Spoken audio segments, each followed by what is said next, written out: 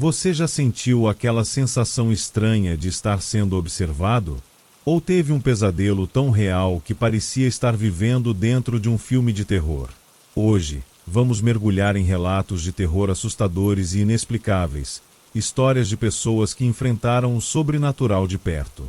Prepare-se, porque o que vem por aí vai fazer você olhar por cima do ombro e pensar duas vezes antes de apagar as luzes. Se você é corajoso o suficiente, continue assistindo. E não se esqueça de deixar o seu gostei e se inscrever no canal para não perder mais histórias aterrorizantes como essa. Vamos começar!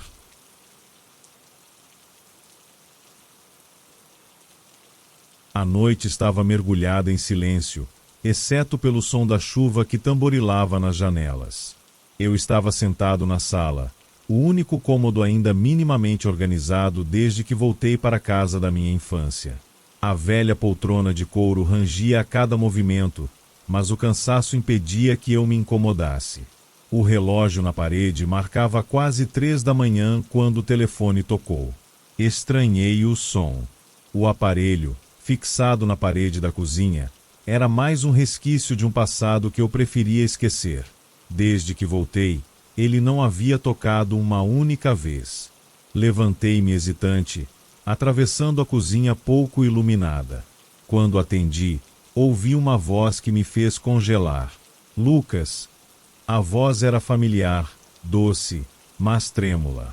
Sou eu.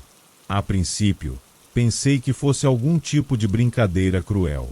Não podia ser ela. Minha mãe estava morta havia 4 anos. Mas aquela voz era idêntica. Quem está aí? Perguntei, tentando soar firme, mas minha garganta estava seca. Lucas, eu preciso de você.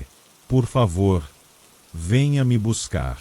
Eu me agarrei à bancada da cozinha, tentando processar o que estava ouvindo. Meu coração disparou, enquanto tentava encontrar alguma lógica na situação. Isso não é possível. Minha mãe está... Hesitei em dizer a palavra, como se torná-la real fosse piorar a situação. Você me deixou lá, Lucas. A voz interrompeu, agora mais frágil, quase chorosa. Por que você não veio me ajudar? Lembrei-me do dia em que a encontrei sem vida no quarto. Era um dia chuvoso, assim como hoje. A culpa era uma sombra constante desde então, algo que eu preferia enterrar. Isso é algum tipo de trote? Perguntei, tentando recuperar o controle. Você sabe que não. Pense na noite da tempestade. Pense no que você fez. Eu desliguei. Não conseguia ouvir mais. Mas a voz continuava ecoando na minha mente. Pense na noite da tempestade.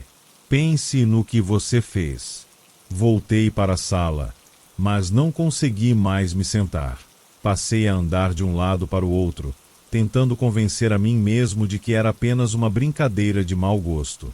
Mas havia algo naquelas palavras, na entonação da voz, que me deixava inquieto. Era algo que eu reconhecia, algo que vinha de dentro de mim. O telefone tocou novamente. Dessa vez, ignorei. Mas a sensação de estar sendo observado tornou-se insuportável. Olhei para a janela e vi apenas meu reflexo distorcido pela chuva. Ainda assim, era como se houvesse algo mais ali, algo que me observava do lado de fora. Por fim, o silêncio voltou. Mas eu sabia que aquela ligação era apenas o começo. Depois daquela noite, o telefone não tocou mais. Pelo menos, não por alguns dias. Mas o silêncio não me trouxe paz.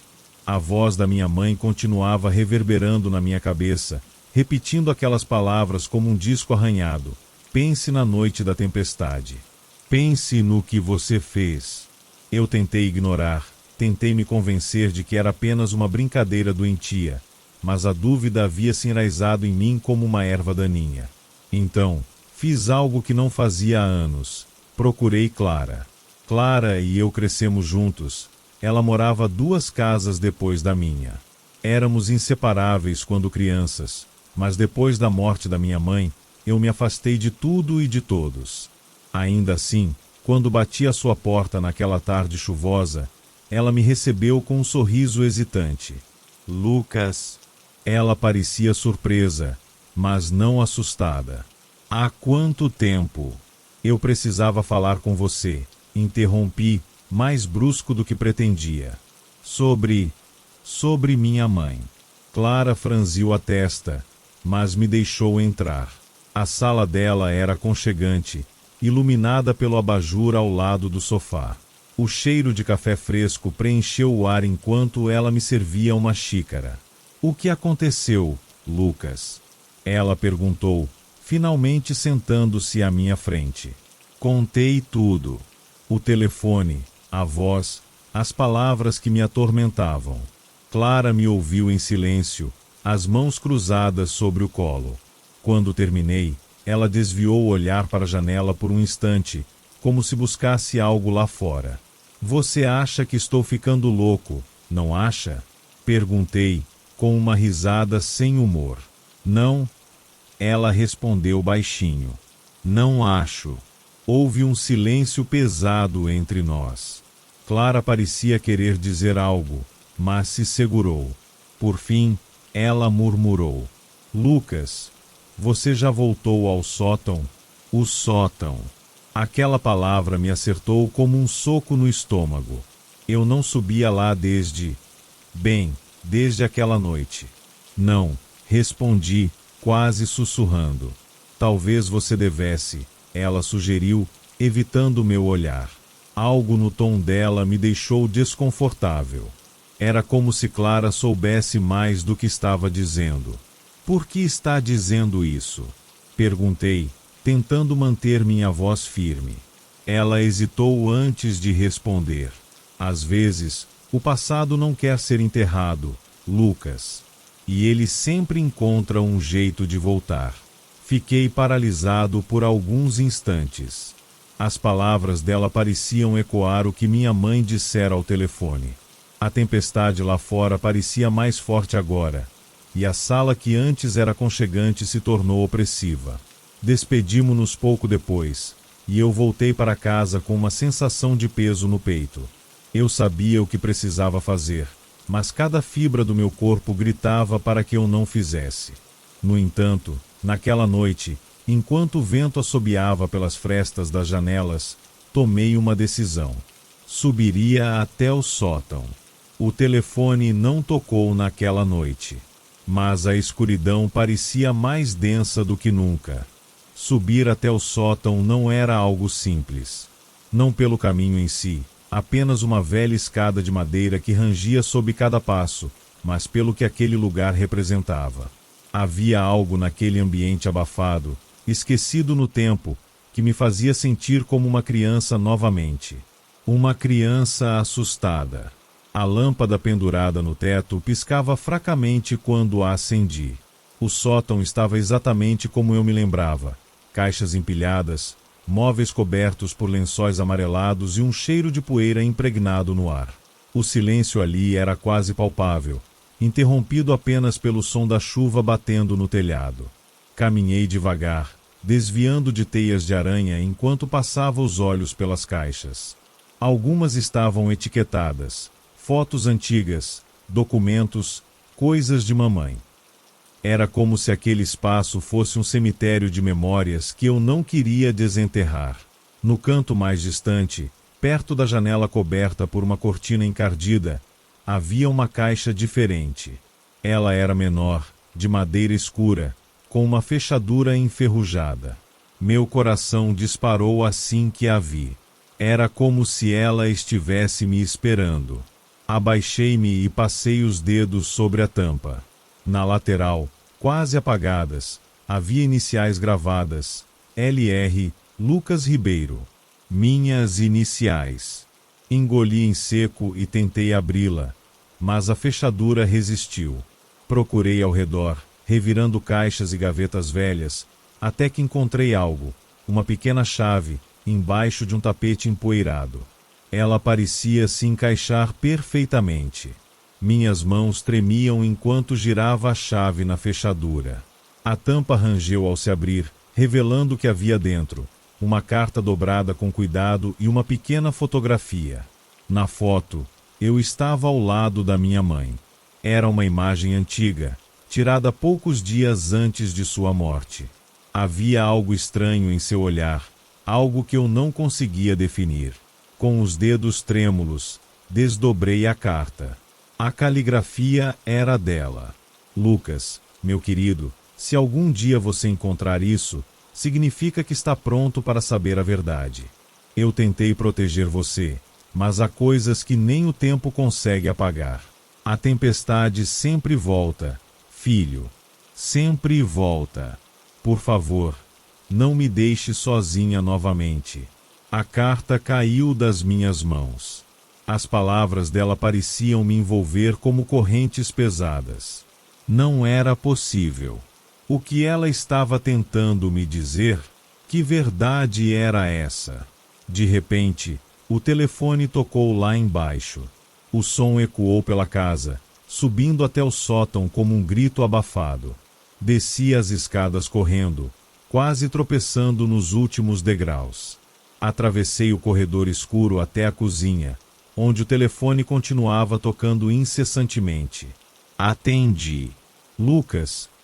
A voz dela veio novamente, mais fraca, mais distante.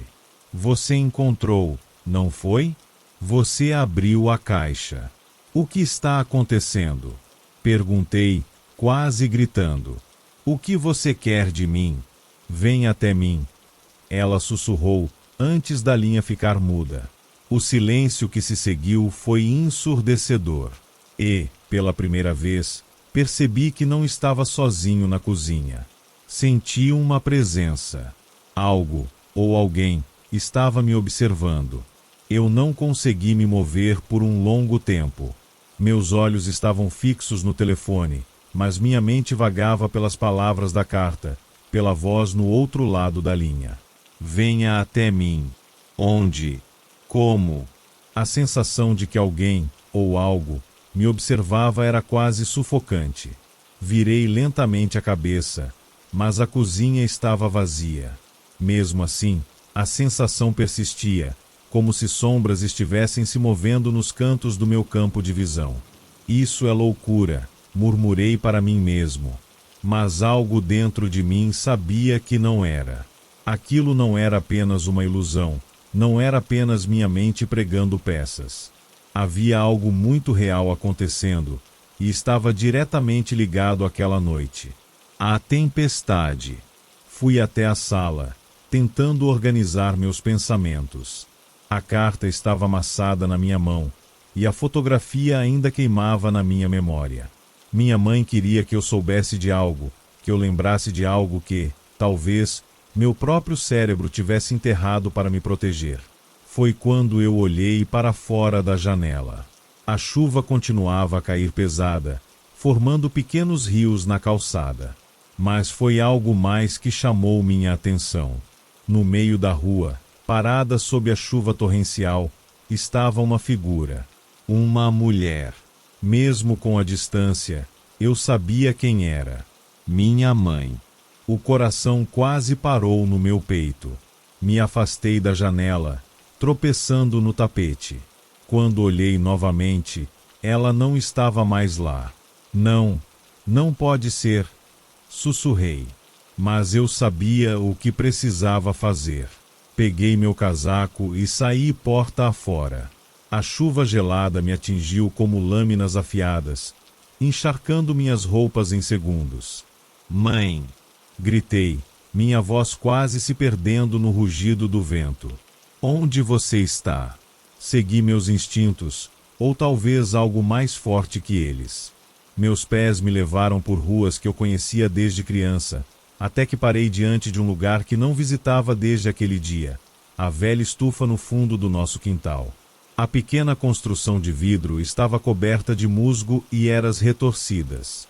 As janelas, antes cristalinas, agora estavam embaçadas e rachadas. Uma luz fraca tremeluzia lá dentro. Minhas mãos tremiam quando girei a maçaneta da porta enferrujada. Ela rangeu, e o cheiro de terra úmida e flores apodrecidas invadiu minhas narinas. Lucas!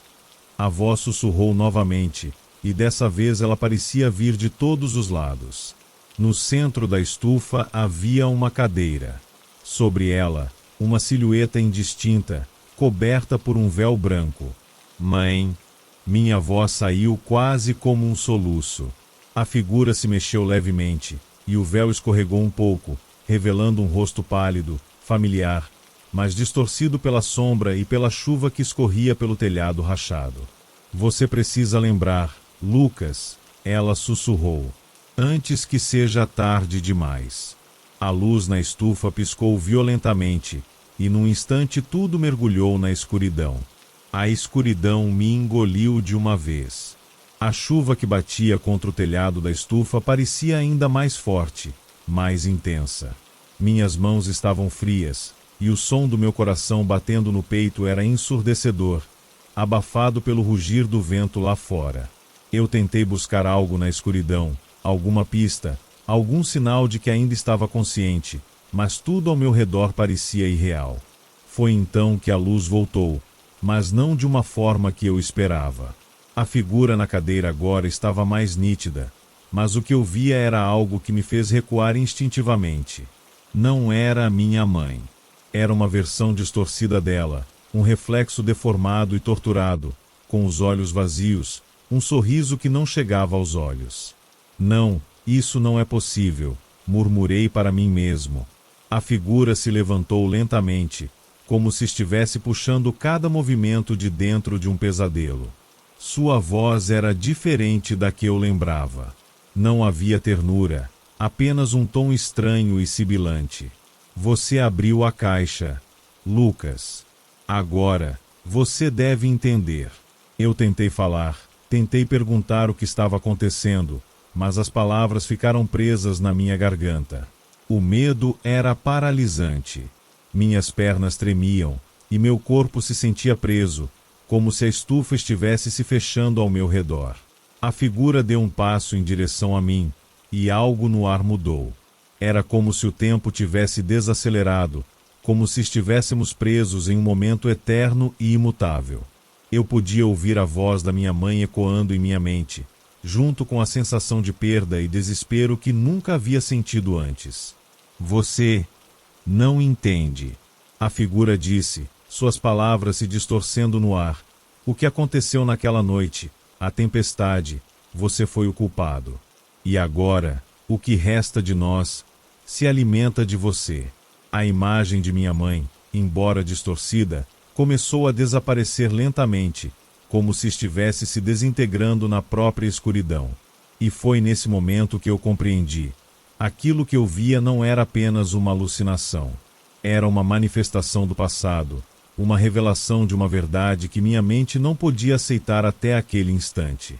A tempestade que eu havia experimentado não era apenas uma noite de chuva e vento. Ela era marca de algo muito maior, algo que estava ligado à minha própria essência, ao meu próprio erro.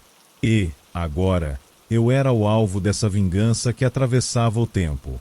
De repente, a estufa começou a tremer. O vidro estourou em pequenas partículas que se espalharam pelo ar, e uma luz ofuscante preencheu todo o espaço. A figura desapareceu por completo, e a tempestade que eu sentia dentro de mim finalmente tomou forma. Não posso. Tentei gritar, mas minha voz se perdeu no caos. A luz se apagou novamente, e a última coisa que ouvi foi o som da chuva parando, um silêncio absoluto. Quando abri os olhos, eu estava de volta à minha casa. Mas não havia mais um telefone tocando, nem uma voz sussurrando meu nome. O silêncio era denso, opressor, e eu sabia que o que quer que tivesse me perseguido agora estava dentro de mim, mais profundo do que eu poderia imaginar. Eu não podia mais fugir. A tempestade havia se instalado dentro da minha alma, e o preço que eu paguei por tentar entender o passado era mais do que eu podia suportar. A verdade havia sido revelada, e agora ela era minha sombra.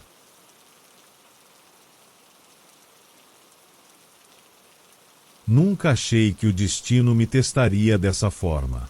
Durante anos, Fui psiquiatra, convencido de que tudo tem uma explicação lógica, algo que podemos identificar e tratar.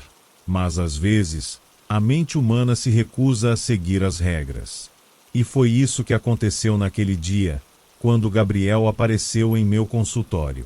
Ele chegou com um olhar distante, como se fosse incapaz de focar em algo. Sua postura era retraída, como se estivesse esperando que alguém fosse lhe tirar do lugar onde se encontrava. A amnésia parcial que ele sofria era o motivo pelo qual tinha sido encaminhado até mim. Não sabia o que o tinha levado a perder tantas lembranças. Nem ele, nem os médicos que haviam tentado ajudá-lo antes de mim. Eu não lembro de nada, disse Gabriel, a voz fraca, mas carregada de uma ansiedade que eu poderia sentir até nos mínimos gestos. A cada palavra, ele parecia mais perdido, mais distante do mundo que o cercava. Olhei para ele, tentando entender o que se passava. Como um psiquiatra experiente, eu deveria saber o que fazer. O protocolo era claro: fazer perguntas, observar as reações, tentar reconstruir o passado do paciente aos poucos. No entanto, algo em Gabriel parecia diferente. As palavras que ele falava, as pequenas pausas em seu olhar, me faziam pensar que sua amnésia não era apenas uma questão de perda de memória. Havia algo mais ali. Algo sombrio. Ele me olhou diretamente nos olhos, e a sensação foi estranha, como se sua gaze penetrasse além de mim, como se pudesse ver através de minha própria alma. Você acha que eu vou me lembrar um dia? Ele perguntou. A pergunta foi direta, simples. Mas, para mim, foi uma provocação, uma que mexeu com algo dentro de mim. No fundo, eu sabia que havia algo mais. Algo que não poderia ser explicado em termos de simples psicologia. Mas, por mais que eu tentasse, não conseguia entender por que isso estava me afetando tanto. Respirei fundo e, em um esforço para me manter profissional, disse: a memória é algo frágil, Gabriel. Com o tempo, você pode começar a se lembrar. Tudo o que podemos fazer é trabalhar para ajudá-lo a se reconectar com quem você era. Ele assentiu, mas não parecia convencido. E eu, confesso, também não estava. Nos dias seguintes, fui me aprofundando na história de Gabriel. Ele falava pouco sobre o passado. Cada vez que o tentava induzir a lembrar, a reação dele era uma mistura de confusão e medo. Como se houvesse algo profundo e assustador, que ele temia trazer à tona. Era como se a sua mente estivesse protegendo de algo, e essa proteção me intrigava ainda mais. O que Gabriel estaria tentando esconder de si mesmo? Enquanto ele ficava cada vez mais distante e reticente, eu me via refletindo sobre minha própria vida. Era como se, de alguma forma, eu também estivesse tentando esquecer algo. Algo que me assombrava todas as noites. Algo que me fazia acordar suando frio. A perda de minha esposa. E, no entanto, eu me sentia incapaz de escapar daquele sofrimento. O luto estava enraizado em mim, assim como a amnésia parecia estar enraizada em Gabriel. Por alguma razão inexplicável, nossas histórias pareciam entrelaçadas de uma maneira que eu não conseguia entender, mas que estava começando a me consumir. A primeira visão aconteceu numa tarde como qualquer outra. Eu estava sentado em meu consultório, conversando com Gabriel sobre suas experiências mais recentes. Ele parecia mais calmo, um pouco mais aberto. No entanto, quando ele começou a falar sobre seus sonhos, uma sensação estranha tomou conta de mim. Eu sonhei com você, Dr. Costa, ele disse, a voz tremendo levemente. Eu vi você, mas não como você é agora. Você estava diferente. Você parecia mais jovem. E eu vi você falando com uma mulher. Ela me olhou, mas não era você. Não era ninguém que eu conhecesse. Fiquei em silêncio, tentando entender o que ele queria dizer. Era uma descrição vaga, mas algo na maneira como ele falou fez minha pele arrepiar. Ele estava descrevendo algo que eu, de alguma forma, já tinha visto antes. Ou melhor, algo que eu sentia há muito tempo. Você está certo de que era comigo? Perguntei, tentando soar calmo. Gabriel hesitou antes de responder. Seus olhos estavam distantes, como se estivesse buscando uma memória perdida. Sim, eu não tenho certeza, mas a sensação era muito forte. Eu vi você. Mas, e a mulher? Eu não sei. Ela me olhou, e eu tive medo. Não sei por quê. Aquelas palavras ficaram ecoando em minha mente muito depois de nossa sessão. Eu não podia negar que havia algo muito errado no comportamento de Gabriel. As coisas que ele dizia pareciam não fazer sentido, mas ao mesmo tempo, algo dentro de mim dizia que havia mais do que ele estava conseguindo revelar. Naquela noite, algo aconteceu. Eu estava deitado na cama, tentando dormir, quando a visão veio, repentina e clara. Uma mulher. Ela apareceu em meus pensamentos, assim como Gabriel a havia descrito. Eu não sabia quem ela era, mas a sensação de já tê-la visto antes era esmagadora. Ela me olhou fixamente, seus olhos penetrando em mim de uma maneira que me fez sentir desconfortável. A sensação era como se ela soubesse de algo que eu não sabia, algo que me estava sendo escondido. A visão foi breve, mas suficiente para me deixar inquieto. Eu tentei me convencer de que tudo isso não passava de uma ilusão da minha mente. O luto, a pressão do trabalho, tudo isso poderia estar contribuindo para minha paranoia. Mas algo dentro de mim dizia que eu estava enganado.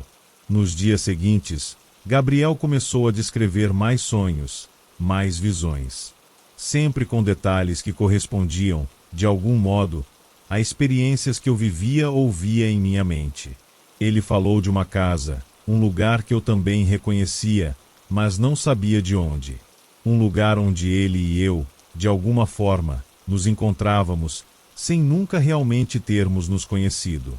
Doutor Costa, ele disse uma manhã, com os olhos fixos nos meus, eu vejo você em meus sonhos, mas você está me observando. E eu não sei se você é quem diz ser. Aquelas palavras me acertaram como um golpe. Como ele sabia disso? Como ele sabia que eu havia começado a questionar minha própria identidade? Meu coração acelerou, e a sensação de que tudo estava começando a se embaralhar me dominou. Eu me levantei da cadeira, tentando processar a avalanche de pensamentos que se acumulavam em minha mente. A confusão de Gabriel, suas palavras inquietantes, as visões de minha esposa falecida, e agora, essa sensação de que ele sabia algo que eu não conseguia entender. Eu precisava saber mais. Eu precisava descobrir a verdade sobre Gabriel, sobre suas visões e, principalmente, sobre mim. Algo estava errado, e eu não podia ignorar. O medo tomou conta de mim nas semanas seguintes. Eu não conseguia escapar das sensações desconcertantes que Gabriel provocava em mim. As suas visões e sonhos começaram a se misturar aos meus próprios pensamentos, criando um emaranhado de imagens e sentimentos que eu não conseguia separar. Cada palavra dele me fazia questionar a própria realidade. Eu me via cada vez mais perdido, e a linha entre o que era real e o que não era se tornava mais tênue. Gabriel parecia estar cada vez mais perturbado, e a cada nova sessão, ele revelava mais fragmentos do que parecia ser uma história esquecida. A casa que ele via em seus sonhos estava se tornando um tema recorrente. Ele descrevia um lugar antigo, escuro, onde nada parecia estar no lugar certo. Eu não sei porquê, mas me sinto preso lá, ele disse uma vez, com um olhar de pânico nos olhos. Eu quero sair, mas as portas não abrem, Doutor Costa. Eu vejo você lá, e você me olha, mas não diz nada. Essas palavras me perturbavam profundamente. Ele estava descrevendo uma casa, mas também parecia estar descrevendo uma prisão mental, um labirinto do qual ele não conseguia escapar. E, de alguma forma, eu estava lá, observando-o, sem poder ajudá-lo. Foi então que a estranheza aumentou.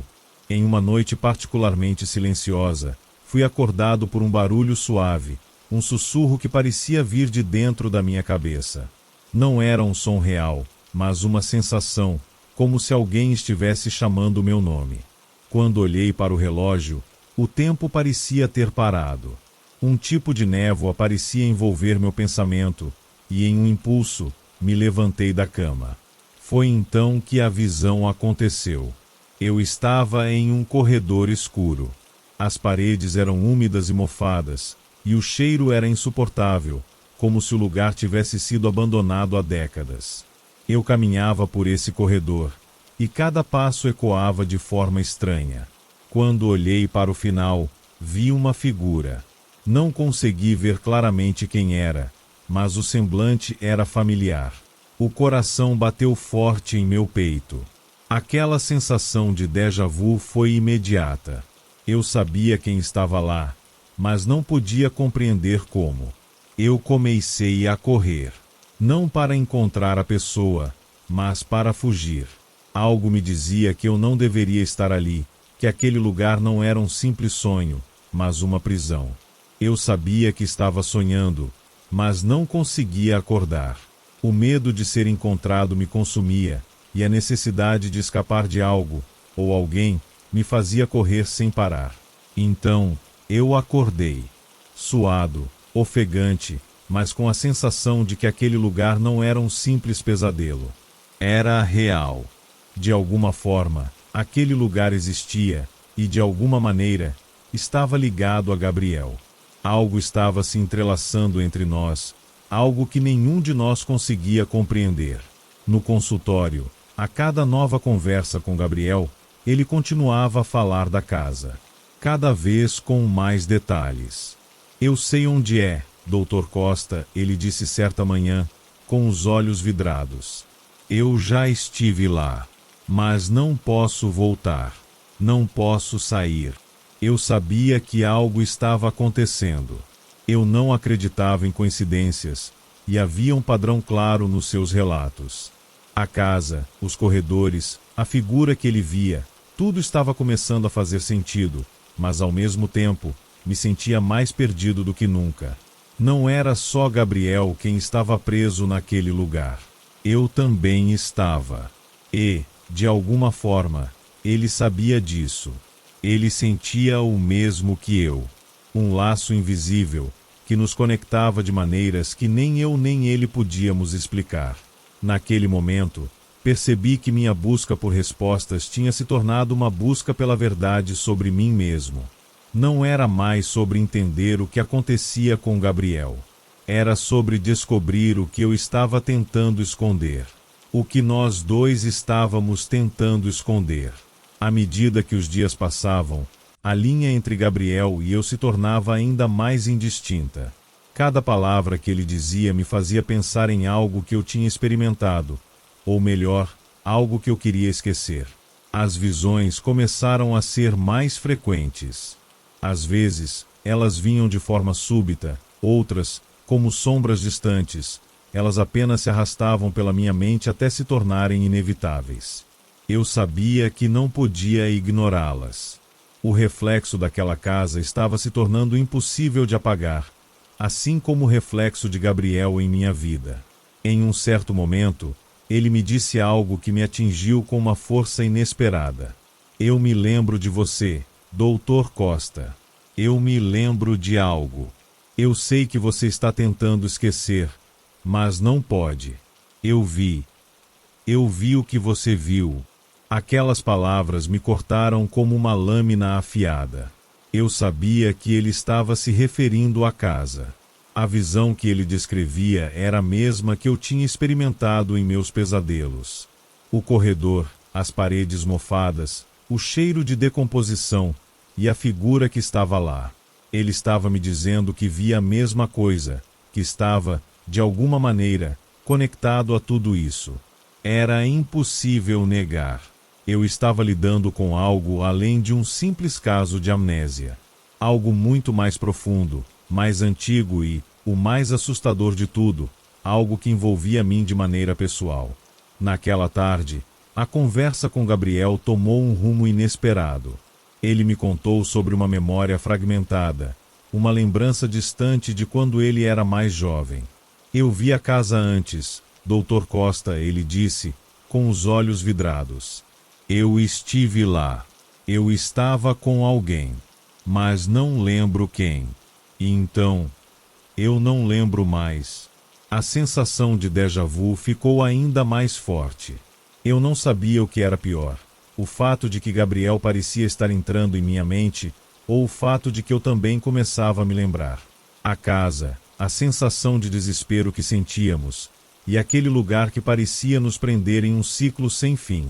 Naquela noite, eu tentei lutar contra o que estava crescendo dentro de mim. A casa, as memórias, a figura que estava sempre à espreita. Eu precisava de respostas, mais do que nunca, e sabia que Gabriel estava a ponto de me levar até elas. Decidi que era hora de confrontar meus próprios medos, de encarar o que estava enterrado tão profundamente dentro de mim. Eu precisava voltar àquele lugar. Não fisicamente, mas mentalmente. Eu sabia que não poderia continuar vivendo com essa dúvida. Se fosse possível ajudá-lo, eu precisava primeiro me ajudar. Quando voltei ao meu consultório no dia seguinte, a expressão de Gabriel parecia mais resoluta. Como se, de alguma forma, ele soubesse o que eu estava pensando, o que eu estava prestes a fazer. Você vai voltar lá, não é? Ele perguntou, a voz suave, mas carregada de uma sabedoria que não parecia ser dele. Como se ele já tivesse estado no mesmo lugar que eu, como se ele soubesse mais do que deveria. Eu apenas o encarei, sem saber o que responder. Ele estava certo. Eu sabia o que tinha que fazer, e agora, ele também sabia. A decisão de encarar o que estava enterrado em minha mente não foi fácil. Mas a verdade, por mais dolorosa que fosse, me chamava, e eu sabia que não podia mais ignorá-la. Na noite seguinte, me vi de volta àquele corredor escuro em minha mente, o mesmo lugar onde as visões se intensificavam, onde as paredes mofadas pareciam me engolir a cada passo. Eu estava determinado a encontrar a porta que não se abria, o ponto em que tudo parecia parar, o segredo que estava sendo guardado há tanto tempo. Gabriel tinha razão. Eu não estava apenas tentando ajudá-lo, mas tentando me salvar. De algum modo, nossas almas estavam entrelaçadas, como se nossas histórias, nossas dores, nossos passados, estivessem convergindo em um único ponto. O corredor estava mais real do que nunca. A cada passo que eu dava, o medo se intensificava, mas também uma curiosidade insaciável me impulsionava. Eu sabia que aquilo não era apenas um sonho, mas algo muito mais profundo. Algo que eu havia esquecido e agora estava prestes a reviver. Passei por portas e janelas que pareciam não levar a lugar nenhum, até que, finalmente, cheguei a uma porta no fundo do corredor. Era velha, com a madeira rachada e a pintura descascada. Mas havia algo familiar nela, algo que parecia me chamar. Era como se ela tivesse ficado ali esperando, guardando algo que eu precisava descobrir. Eu estendi a mão para a maçaneta, mas algo me parou. Havia uma resistência, uma força invisível que fazia com que minha mão tremesse, como se algo ou alguém estivesse tentando impedir que eu a abrisse. Eu respirei fundo, forçando-me a ignorar o medo, a sensação de que eu estava mexendo com algo que não devia. Quando finalmente girei a maçaneta, a porta não se abriu. Ela ficou ali, firme, imutável, como se tivesse sido feita para permanecer fechada para sempre. Naquele momento, algo mudou dentro de mim. Eu sabia que não poderia desistir. Se eu queria entender o que estava acontecendo, eu precisava encontrar uma maneira de abrir aquela porta. Era como se a chave para tudo estivesse ali, naquele simples ato de cruzar o limiar entre o conhecido e o desconhecido. O problema era que eu não sabia como. O que eu estava buscando ali, o que eu temia tanto, e o mais importante, o que Gabriel sabia que eu ainda não conseguia perceber. Saí do corredor com a sensação de que a porta ainda estava à minha espera, mas a resposta continuava a escapar. Eu estava mais perto, mas ao mesmo tempo, mais distante do que nunca. Quando voltei ao consultório no dia seguinte, Gabriel me olhou com um sorriso triste, como se soubesse exatamente o que havia acontecido. Você tentou, não é? Ele disse suavemente: "A porta ainda não se abre, Dr. Costa. Mas não desista. Você vai encontrar o que está atrás dela." Sua voz tinha uma melancolia estranha, como se ele estivesse falando de algo que ele próprio já tinha tentado e falhado. Algo que ele, assim como eu, ainda não compreendia completamente. O mais assustador era que, de alguma maneira, ele parecia saber mais sobre isso do que eu. Eu olhei para ele, tentando manter a compostura, mas dentro de mim, uma tempestade de dúvidas e medo se formava. A casa, a porta, a sensação de que estava perdendo o controle sobre minha própria mente. Tudo estava se entrelaçando, e agora eu não sabia mais quem estava me conduzindo, Gabriel ou a coisa que estava dentro de mim. A obsessão com aquela porta não me deixou em paz. Eu sabia que algo estava se escondendo por trás dela, e a cada dia, Gabriel parecia se tornar mais um reflexo de mim mesmo. Ele, com sua dor incontrolável, e eu, com minha necessidade de entender, estávamos em uma jornada que ninguém poderia prever. Eu já não sabia se estava tentando curá-lo ou, de alguma forma, tentar me curar. As fronteiras entre nós dois se desvaneciam, como se compartilhássemos um destino comum que ainda não estava claro. Naquela noite, ao cair em um sono agitado, fui novamente arrastado para o corredor sombrio. Mas desta vez, algo estava diferente. A porta não estava mais lá, ao fundo do corredor. Em seu lugar, havia uma escada que descia para o que parecia um porão, uma sala subterrânea escura e sufocante.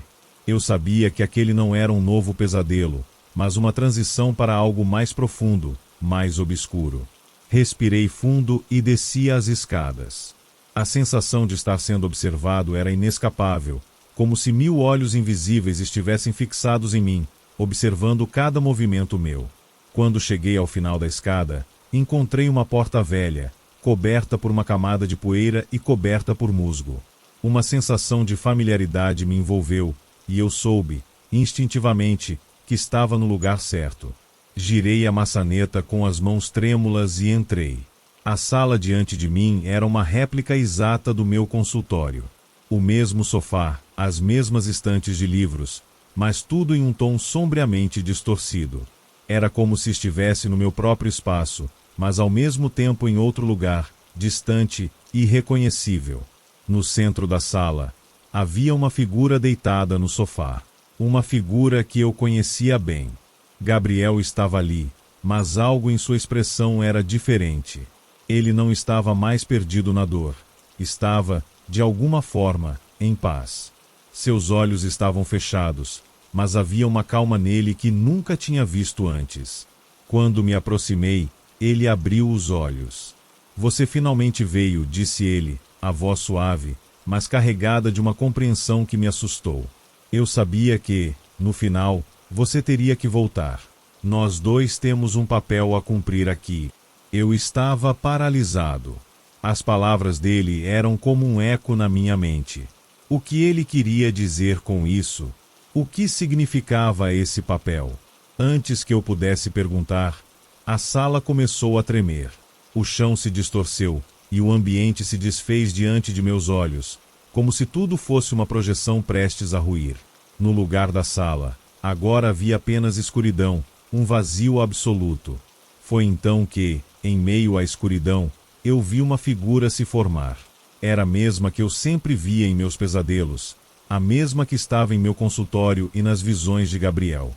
Ela surgiu lentamente, como se estivesse saindo de uma névoa densa. Quando ela apareceu completamente, eu senti um calafrio tomar conta de todo o meu corpo. Era uma mulher, mas sua presença era tão opressiva, tão enigmática, que eu mal conseguia respirar. Ela olhou para mim e, por um instante, nossos olhares se encontraram. Era como se ela estivesse dentro de mim, como se soubesse tudo sobre minha vida, meus medos, minhas fraquezas. Eu estava sem palavras. Como poderia ser isso? Quem era ela? O que ela queria de mim? "Você sempre soube, Dr. Costa", disse ela, com uma voz que ecoou no vazio. "Sempre soube que essa história não é só sobre Gabriel. Ela é sobre você também. E agora, você precisa enfrentar o que você tem medo de ver. Aquelas palavras foram um golpe direto no fundo da minha alma. Eu estava sendo confrontado com algo que eu não queria lembrar, algo que eu não podia esquecer. Foi então que percebi: a casa não era só um lugar. Ela era a representação de tudo o que eu tinha tentado esconder. As visões, os sonhos, o corredor, a porta, tudo estava ligado a mim, ao meu passado, às minhas escolhas. Gabriel não era o único preso ali. Eu também estava. Eu acordei suado e ofegante, como se tivesse saído de um pesadelo interminável. Mas ao abrir os olhos, percebi que algo havia mudado. O ambiente ao meu redor era o mesmo de sempre. O consultório, com as paredes acolhedoras e a luz suave que sempre me ajudou a manter a calma. No entanto, a sensação de inquietação não desapareceu. Na verdade, parecia mais intensa agora. Eu sentia que algo havia se quebrado dentro de mim, como se a revelação do que acontecerá naquelas visões tivesse aberto uma ferida que não podia ser fechada.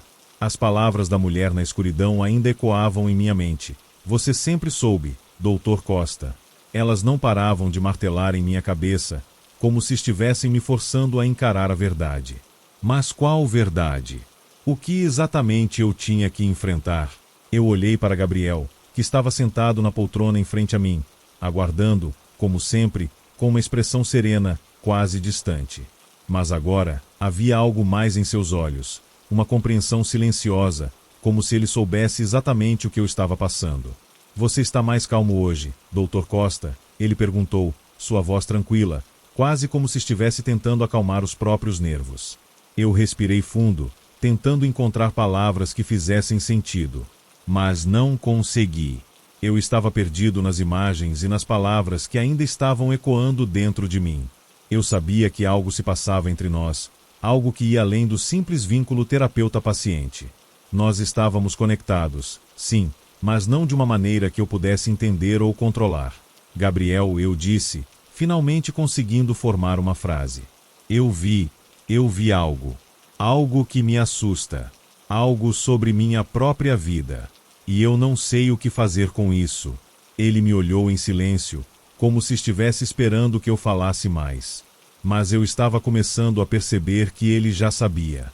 Ele sabia tudo. Ou, pelo menos, sabia mais do que eu estava disposto a admitir. Aquele homem, que até então eu acreditava ser a vítima, estava se tornando o meu espelho. Ele não estava aqui apenas para contar sua história, mas para me mostrar a minha.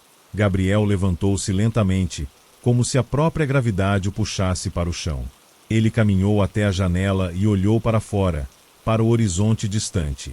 Eu sei o que você viu, Dr. Costa, ele disse, com uma voz grave, agora imbuída de uma melancolia que eu nunca havia ouvido antes. Mas o que você não percebe é que você também está preso aqui, assim como eu. E enquanto você continuar tentando me salvar, não vai conseguir se salvar a si mesmo. Eu me levantei abruptamente da cadeira, meu coração acelerando. O que está acontecendo entre nós, Gabriel? O que você quer dizer com isso? Gabriel se virou lentamente para mim. Seus olhos estavam diferentes agora, mais profundos, mais enigmáticos. O que está acontecendo, Dr. Costa, é que você está vendo o que sempre esteve diante de seus olhos, mas se recusa a aceitar. Você não pode me salvar sem antes salvar a si mesmo. Essas palavras soaram como uma sentença, e eu fiquei ali, congelado, tentando compreender o que ele queria dizer. As peças começaram a se encaixar, mas a dor de entender parecia ser mais do que eu poderia suportar. Eu estava começando a ver, a entender. A casa, a porta, a mulher na escuridão, tudo isso era parte de algo que eu tinha negligenciado por muito tempo. Algo que estava em meu passado, em minha vida, em minha alma. Eu não podia mais fugir disso. Não podia mais me esconder. Quando voltei para o meu consultório na manhã seguinte, a sensação de que estava sendo observado se intensificou. Eu sentia como se estivesse sendo seguido, como se cada movimento meu estivesse sendo monitorado por olhos invisíveis. E então, eu percebi. Não eram os outros que estavam me observando. Era eu mesmo. Eu era o observador. Eu era o prisioneiro. Eu precisava abrir a porta. Eu precisava enfrentar o que estava escondido atrás dela. Eu não sabia como, mas uma coisa estava clara. Não poderia mais ignorar o que estava dentro de mim. Eu sabia que a verdade que tanto evitei enfrentar estava atrás daquela porta. Não importava o quanto eu tentasse fugir dela ou adiar o momento. Algo em mim havia mudado, e agora não havia mais como ignorar o que estava diante de mim. Eu sentia o peso de todas as minhas escolhas, de todas as minhas omissões, esmagando-me aos poucos. Eu não sabia o que encontraria, mas não tinha mais escapatória. A porta, com sua aparência de madeira envelhecida e misteriosa, parecia a única saída para o turbilhão em minha mente. E foi com a certeza de que nada mais seria o mesmo que finalmente tomei coragem e avancei. A maçaneta, fria ao toque, girou com facilidade, como se já estivesse esperando por mim. Ao abrir a porta, a escuridão tomou conta de tudo. Eu me senti imerso em um vazio profundo, como se estivesse sendo engolido por uma força que me atraía. Não consegui mais ver o consultório, nem a janela. Tudo desapareceu. Eu caminhei, com passos hesitantes, sentindo o piso de madeira rangendo sob meus pés. Havia algo na atmosfera, algo que eu não conseguia entender, mas que me fazia sentir uma grande ansiedade. O silêncio era opressor, como se até o ar estivesse aguardando que eu tomasse a decisão final. Ao meu redor, uma figura apareceu gradualmente, como uma sombra, mas com contornos mais nítidos. Eu não precisava ver seu rosto para saber quem era. Era a mulher da escuridão, aquela que havia me confrontado antes. Ela estava ali, mais próxima do que nunca, e sua presença dominava o ambiente com um peso quase tangível. "Você finalmente chegou, Dr. Costa", ela disse, e sua voz reverberou em minha mente, penetrando meu cérebro como uma corrente elétrica. "Agora, tudo o que você precisa fazer é olhar." "Olhar para o quê?" Eu sussurrei, com a voz embargada. Ela deu um sorriso sombrio. "Olhe para o que você mais teme. O que sempre evitou. O que está em você." Foi então que eu vi. Uma figura surgiu na escuridão, mas não era Gabriel. Era uma versão distorcida de mim. Eu vi o reflexo do meu próprio medo, da minha própria culpa. Eu estava vendo o que eu era, o que me tornará, e aquilo me aterrorizou de uma maneira que eu nunca poderia imaginar. O reflexo de mim estava ali, e ele me encarava com um olhar frio e distante, como se estivesse dizendo que não havia mais como voltar atrás. "Eu sempre soube", disse a figura distorcida, com uma voz que era minha, mas não era. "Eu sempre soube que você não podia se salvar. Você nunca foi o herói dessa história." O peso daquelas palavras me esmagou. A verdade me atingiu como um golpe fatal. Eu havia falhado. Não apenas com Gabriel, mas comigo mesmo. Eu me afastei de quem eu era para me tornar uma versão de mim que temia o passado e evitava a dor. Eu busquei salvar os outros sem perceber que, ao fazer isso, estava me perdendo no caminho. "Você não pode salvar ninguém sem antes se salvar", a mulher na escuridão sussurrou, como se estivesse ecoando meus pensamentos. A dor, a angústia, tudo aquilo que eu tentava esconder e controlar, se desfez naqueles segundos, e eu percebi que o único caminho para sair dali era confrontar o que estava dentro de mim. Gabriel, a casa, as visões, tudo era parte de um reflexo do que eu estava evitando. Aquele espaço, aquela casa, não era apenas uma construção física, mas uma representação das minhas próprias prisões emocionais. Eu fechei os olhos por um momento, sentindo uma onda de arrependimento e pesar invadir meu peito. Então, sem hesitar, olhei diretamente para o meu reflexo, encarei o homem que eu me tornará. Não podia mais fugir. Não podia mais esconder. E foi ali, naquele instante, que algo se quebrou. Eu senti como se as correntes que me prendiam fossem rompidas, como se finalmente fosse capaz de respirar novamente. Quando abri os olhos, a mulher desapareceu. O ambiente ao meu redor estava diferente, mais claro, como se a escuridão tivesse se dissipado. O corredor estava vazio, mas eu sabia que o que havia acontecido dentro de mim não poderia ser apagado. Eu havia enfrentado meus próprios demônios, e embora soubesse que o caminho para a cura seria longo, estava pronto para começar. Gabriel não estava mais lá. Ele se foi. Mas eu sabia, sem sombra de dúvida, que nossa jornada juntos tinha cumprido seu propósito. Ele era o reflexo de mim, e eu finalmente o entendia. Ele se foi, mas o que ele me deixou, a lição, a verdade, permaneceria. Eu finalmente me vi livre, não do que estava ao meu redor, mas do que estava dentro de mim. E então, sem mais palavras, caminhei para a porta. Dessa vez, eu sabia que não havia mais nada para enfrentar. O único caminho a seguir era em frente.